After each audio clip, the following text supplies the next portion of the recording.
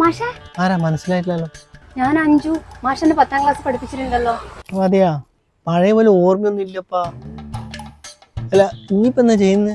മാഷെ ഞാനിപ്പോ കോപ്പറേറ്റീവ് ബാങ്കിൽ ക്ലർക്കായിട്ട് വർക്ക് ചെയ്യുന്നു. നന്നായി മോളെ, ഞാനും അങ്ങോട്ടേക്കാണ് ഒരു ലോണിന് അപേക്ഷിക്കാനായിട്ട്.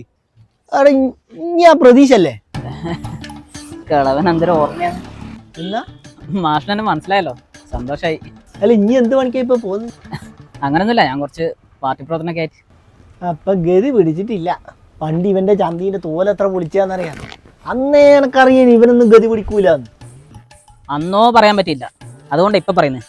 ഒരു മാസവും പിള്ളേരോട് മാതിരി ചെറ്റവർത്തനം പറയാൻ പാടില്ല. മാഷ തല്ലല്ല മാഷ, ഇതെന്നെ കെട്ടിയോനാന്ന്. അല്ല മോളെ, ബാങ്ക് പണിയിൽ ഇനി എങ്ങനെ ഈ വായന കിട്ടിയേ? ഈ പാർട്ടിക്കാരനായ വായ ഭർത്താവേ കൊണ്ടാന്ന് ഇതൊക്കെ ഈ പണി കിട്ടീന്. പിൻവാതിൽ നിയമനം? നിയമനം കിട്ടിയപ്പോ പിന്നെ വാതിലൊന്നും നോക്കാൻ പറ്റിയില്ല മാഷെ. അപ്പൊ ഞാൻ വരുമ്പോ നിങ്ങൾ രണ്ടു വഴിക്ക് നിൽക്കുന്നാണ്ട്. ആഭ്യന്തര കലഹം. അപ്പൊ കോപ്പറേറ്റീവ് ബാങ്കിലെ ലോണ് ഓം വിചാരിച്ച കിട്ടായിരിക്കും അല്ലേ? മോനെ എനിക്കൊരു ലോൺ ശരിയാക്കി തരാം. ലോണൊക്കെ ശരിയാക്കി തരാം മാഷ്. ഒരു വെള്ള പേപ്പറിൽ വെള്ള പേപ്പറിൽ അപേക്ഷ കൊടുക്കാനാണ്. അതല്ല, ഒരു വെള്ള പേപ്പറിൽ ഇനി ഇത് ആവർത്തിക്കില്ല എന്ന് 1000 തവണ എഴുതിയിട്ട് വാ, എന്നിട്ട് വരികയാണിക്കാം ലോണിന്റെ കാര്യം.